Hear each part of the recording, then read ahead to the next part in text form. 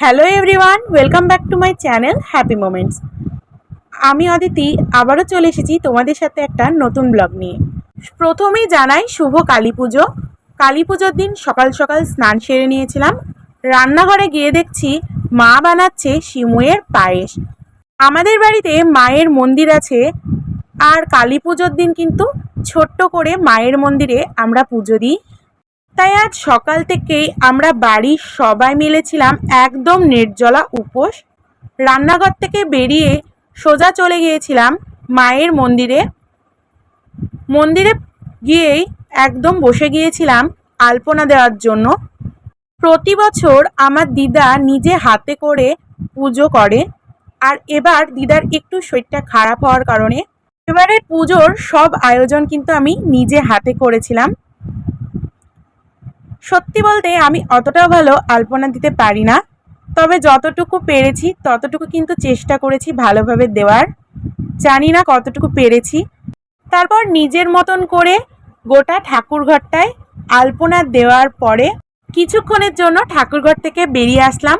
আর অমাবস্যা তিথি যেহেতু লাগেনি, তো যতক্ষণে অমাবস্যা তিথি লাগছে ততক্ষণে কিন্তু আমার পুরো ঠাকুরঘরের আলপনাটা শুকিয়ে যাবে। তাই ঠাকুরঘর থেকে বেরিয়ে আসলাম। উঠানে গিয়ে দেখছি আমার দিদি ভীষণ সুন্দর করে আলপনা দিচ্ছে, আর ভীষণ কিন্তু সুন্দর হয়েছিল আলপনাটা। তাড়াতাড়ি এসে ঠাকুর ঘরে সব কিছু গুছিয়ে নিয়েছিলাম। ঘট স্থাপন করে সব রকমের ভোগ ফুল সব কিছু সাজিয়ে নিয়েছিলাম ঠাকুরের সামনে। প্রত্যেকবার ঠাকুরমশাই পুজো করে, এবার যেহেতু ঠাকুরমশাই আসতে পারেননি, ওনার অন্য কোথাও পুজো ছিল, তাই এবারের পুজোটা আমরা নিজেরাই করেছি। প্রথমে মায়ের চরণে ফুল দেওয়ার পর সোজা বসে পড়েছিলাম মায়ের পুজো করার জন্য। আমাদের বাড়িতে প্রত্যেক বছর পৌষ মাসে মায়ের মন্দিরে কিন্তু মূর্তি তুলে পুজো হতো, আর প্রতি বছর কালী পুজোর দিন মায়ের ছোট্ট করে পুজো দেওয়া হয়। তারপর আমি নিজের মতন করে কিন্তু মায়ের পুজো দিয়ে নিয়েছিলাম। আমার পুজো তো একদম সম্পন্ন হয়ে গিয়েছিল। তারপর ঠাকুরঘর থেকে কিছুক্ষণের জন্য বেরিয়ে এসেছিলাম। বাইরে গিয়ে দেখছি গোটা বাড়ি জুড়ে দিদি সুন্দর করে আলপনা দিয়েছে। পুজোর দিনে গোটা বাড়ি জুড়ে আলপনা দিলে কিন্তু ভীষণ সুন্দর লাগে দেখতে। তো সেটাই ঘুরে ঘুরে একটু তোমাদেরকে দেখালাম। ওখান থেকে সোজা চলে আসলাম আবার ঠাকুরঘরে গিয়ে মাকে প্রণাম করে মায়ের যে পুজোর ভোগগুলো ছিল সেগুলোকে সবাই মিলে একে একে হাতে করে নিয়ে চলে আসলাম বাইরে এসে মায়ের প্রসাদটা সবাইকে দিয়েছিলাম, তারপর নিজেরাও খেয়েছিলাম। গল্প করতে করতে একদম হয়ে গিয়েছিল সন্ধেবেলায় বাইরে গিয়ে দেখছি বাইরেটা একদম লাইটিংয়ের আলোতে একদম ঝলমল করছে। আর প্রতিটা বাড়িতে এত সুন্দর লাইটিংয়ের কারণে আশেপাশের চারিদিকটা ভীষণ সুন্দর লাগছে দেখতে। বাড়ির ভেতরে আসার পর দেখছি আমার দিদি বসেছে বারান্দায় ছোট্ট একটা রঙ্গোলি বানাতে, আর ওর ভীষণ ইচ্ছে ছিল রঙ্গোলি বানানোর। এই রঙ্গোলিটা ও একা হাতে বানিয়েছিল, আর রঙ্গোলিটা ভীষণ সুন্দর হয়েছিল। রঙ্গোলিটা দেখার পর ঘরে এসে দেখছি হিয়া এসেছে শাড়ি পরার জন্য। এসে মুখ টুক কেমন করছে শাড়ি পরতে গিয়ে, তারপর নাচতেও শুরু করে দিয়েছে হিয়া। দেখো তোমরা, শাড়ি পরে ও একদম ভীষণ খুশি হয়ে গিয়েছিল। আর শাড়ি পরা হতেই ও কিন্তু একটুও দাঁড়ায়নি, একদম চলে গেছে ঘরে। তাড়াতাড়ি আমিও একদম রেডি হয়ে নিয়েছিলাম। এখন যাব আমরা মন্দিরে প্রণামী দিতে আর ঠাকুর দর্শন করতে। আমার দিদিও একদম সুন্দর করে শাড়ি পরে রেডি হয়ে নিয়েছিল। আমি দিদি মামি হিয়া সবাই মিলে বেরিয়ে পড়লাম মন্দিরে যাওয়ার জন্য। এর আগে আমরা সবাই মিলে কালী পুজোর একসাথে উপোস করতাম। তারপর রাত্রিবেলা মন্দিরে মায়ের পায়ে অঞ্জলি দেওয়ার পর ওখান থেকে বেরিয়ে সোজা কিন্তু চলে যেতাম আমাদের এখানকার যত মন্দির আছে সব মন্দিরগুলো ঠাকুর দর্শন করার জন্য। সারা রাত ধরে ঘুরে ঘুরে বাড়ির সবার সাথে ঠাকুর দেখার পর ঠিক ভোরবেলায় কিন্তু আমরা ফিরতাম বাড়িতে। ভীষণ আনন্দ হতো। গল্প করতে করতে পৌঁছে গিয়েছিলাম মন্দিরে গিয়ে ঠাকুর দর্শন করে প্রণামী দিয়ে ওখানে সবাই মিলে একটা সেলফি তোলার পর হাঁটতে হাঁটতে চলে আসলাম বাড়িতে। বাড়িতে এসে গিয়েছিলাম পাশের বাড়ির দাদাদের বাড়ি। ওখানে গিয়ে দেখছি মামি দিচ্ছে 14 প্রদীপ। আর মামির ভীষণ ইচ্ছে করছিল, তাই মামি বলল আমাকেও নে ব্লগে। তো মামিকে একটু ব্লগে নিয়েছিলাম মামির প্রদীপ দেওয়াটা। তারপরে ওখানে দাঁড়িয়ে দাঁড়িয়ে আমরা কয়েকটা ফটো তুলেছিলাম। ফটো তুলে ওখান থেকে চলে আসলাম বাড়িতে। বাড়িতে এসে এবার কিন্তু আমরাও 14 প্রদীপ দেব। তো সেগুলোই সব কিছু গুছিয়ে আনা হয়েছে তুলসী তলায়। আর এদিকে মোমবাতি প্রদীপ অর্ধেক বাড়িতে কিন্তু দেওয়া হয়ে গেছে। এদিকে প্রদীপ দেওয়া সব কিছু গুছিয়ে আনার পর আমরা বসে পড়েছিলাম প্রদীপগুলো রেডি করার জন্য।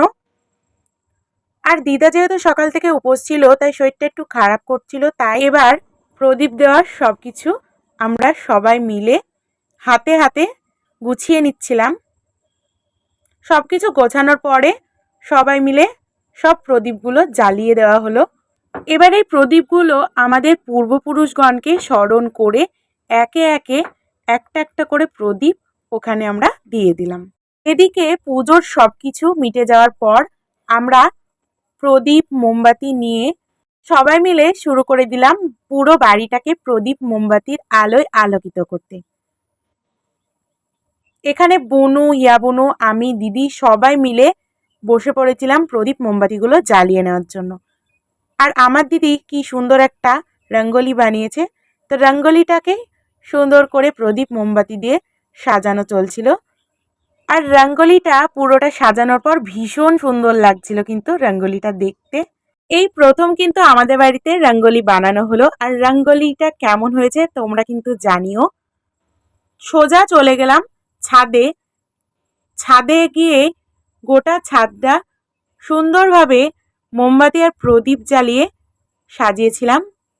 আজ কিন্তু বছরের সবচেয়ে অন্ধকার একটা রাত্রি, তবে প্রতিটা বাড়িতে এত পরিমাণ আলো দেওয়া হয় আর প্রদীপ মোমবাতি জ্বালানো হয় যে আজ কিন্তু কোনোভাবেই বোঝা যায় না যে আজকে একটা একদম অন্ধকার রাত্রি।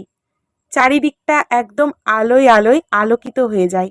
ভীষণ সুন্দর লাগে চারিপাশটা দেখতে। তো আমরাও আমাদের বাড়িটাকে ভীষণ সুন্দরভাবে প্রদীপ মোমবাতির আলোয় আলোকিত করে তুলেছিলাম। আমরা সবাই মিলে হাতে হাতে পুরো বাড়ি মোমবাতি দিয়ে সাজানোর পর সবাই চলে গিয়েছিলাম রাস্তায় বাজি পোড়ানোর জন্য। বাইরে গিয়ে দেখছি হিয়া বোনও তো একদম তারাবাতি নিয়ে নাচতে শুরু করে দিয়েছে। আমরাও গিয়ে ওর সাথে তারাবাতি জ্বালাতে শুরু করলাম। আর আমি ছোটোর থেকে ভীষণভাবে কিন্তু বাজি পোড়াতে ভয় পাই। চলো তাহলে একটা ছোটোবেলাকার গল্প শেয়ার করি। ছোটোবেলায় মা আমাকে অনেক বাজি কিনে দিত। এবার সেই বাজি আমি একদমই ভয়ে ফাটাতেই পারতাম না। শেষ পর্যন্ত সেই বাজিগুলো কিন্তু বাবা আর মাকেই ফাটাতে হতো। আর এবারের বাজিগুলো কিন্তু বুনু ফাটিয়েছিল। তারপর সবাই মিলে অনেক আনন্দ করেছি। সবশেষে দাদার এই ডান্সটা ভীষণ ফানি ছিল। এইভাবেই সবাই মিলে একসাথে হয়ে অনেক আনন্দ করে দিওয়ালিটা সেলিব্রেট করেছিলাম। তোমরা কেমন কাটিয়েছো অবশ্যই জানিও। অনেক আনন্দ করার পর সবাই মিলে চলে আসলাম বাড়ির ভেতরে। বাড়িতে এসে দেখছি মামা নিয়ে এসেছে খুব সুন্দর একটা রাম লক্ষ্মণ সীতার ফটো। তো তার সামনে মামি ভোগ দিয়ে মোমবাতি প্রদীপ সবকিছু দিয়েছিল। আর রাতের খাবারে কিন্তু ছিল গরম গরম ফুলকো লুচি, সিমইয়ের পায়েস আর মটর পনির। সবকিছু দিয়ে আমরা কিন্তু রাতের খাওয়া দাওয়া সেরেছিলাম। সব শেষে জানাই শুভ দীপাবলির অনেক অনেক শুভেচ্ছা। প্রদীপের আলোয় আলোকিত হয়ে উঠুক সকলের জীবন। খাওয়া দাওয়া শেষে কিন্তু চেঞ্জ করে বসে পড়েছিলাম আমরা 3 বোন আড্ডা দিতে। এইভাবেই অনেক হইহুল্লোড় করে কাটালাম সারাদিনটা। আজকের ব্লগটা এখানেই শেষ করছি। যদি আজকের ব্লগের কিছু পার্ট তোমাদের ভালো লেগে থাকে তাহলে অবশ্যই চ্যানেলটাকে সাবস্ক্রাইব করে দিও। আজকের মতন টাটা।